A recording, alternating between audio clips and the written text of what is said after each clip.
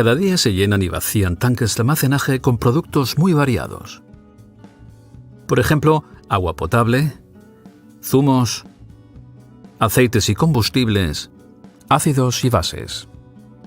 Dado que estos medios pueden tener propiedades completamente diferentes, hay distintos principios de medición para detectarlos. Por ejemplo, medición de presión con membrana absoluta o relativa, la presión hidrostática, así como la presión diferencial. Los primeros orígenes científicos de la medición de presión se documentaron en la mitad del siglo XVII. Galileo Galilei hizo pruebas con bombas para superar las diferencias de altitud para fines de riego.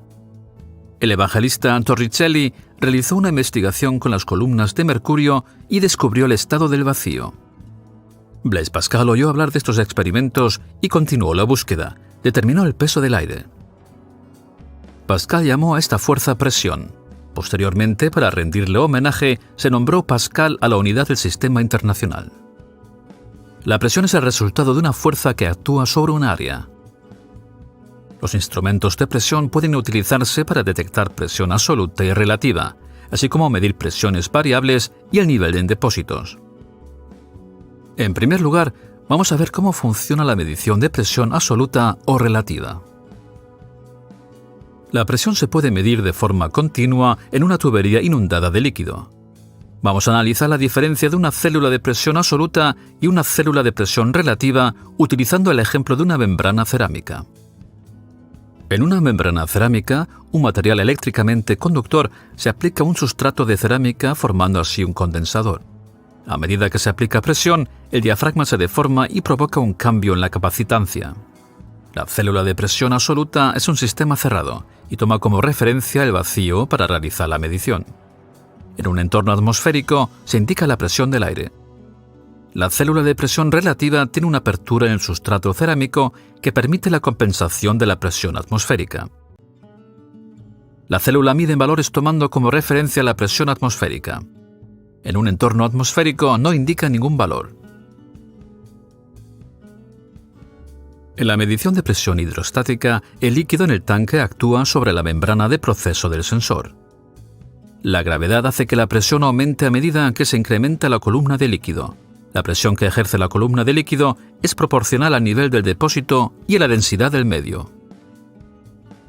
En un tanque abierto, la presión está referenciada a la presión atmosférica, por lo que el gas en la zona superior del depósito no afecta la medición de nivel. Además de la presión de la columna de líquido, la presión atmosférica también actúa sobre el sensor. Cuando se requiere compensar la presión atmosférica, se debe trabajar con un sensor de presión relativa. Vamos a ver en profundidad este tipo de sensor. La célula de medición Contact se basa en la tecnología de silicio y ha sido desarrollada especialmente para la medición de nivel hidrostático. Las resistencias se aplican a un chip de silicio en forma de puente de Wheatstone. A medida que se aplica presión, el diafragma se deforma provocando un cambio en las resistencias. En el sensor, aceite incompresible transmite la presión desde el diafragma hasta el chip de silicio que se analiza.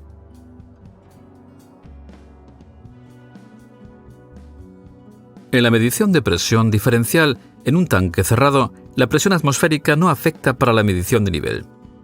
Además de la presión de la columna de líquido, también se mide la presión por encima del nivel. Ambos valores se transfieren al transmisor a través de los capilares con aceite de relleno. El transmisor calcula la diferencia entre las dos presiones y determina el nivel en el tanque.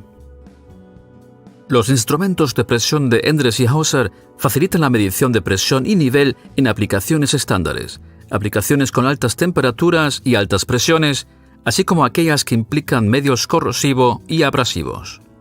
Tenemos una solución adecuada para cada aplicación. Endress y Hauser. Los fluidos que circulan en las tuberías generalmente tienen propiedades completamente distintas. Por lo tanto, se requieren distintos principios para su medición. Uno de los métodos de medición se basa en el principio de presión diferencial. Hace unos 300 años, un físico y matemático suizo llamado Bernoulli descubrió la relación directa entre la presión y la velocidad de un fluido que circula a través de una tubería. Un físico italiano llamado Venturi también desarrolló experimentos con fluidos y en 1797 construyó el primer caudalímetro para tuberías cerradas. Ahora es conocido como tubo de Venturi. Así es como funcionan los caudalímetros por presión diferencial.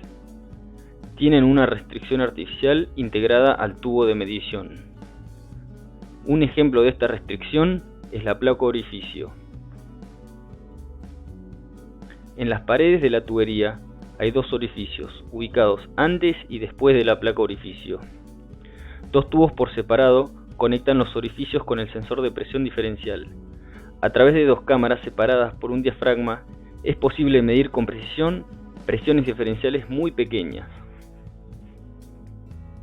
Cuando el fluido no circula, la presión antes y después de la placa es básicamente la misma.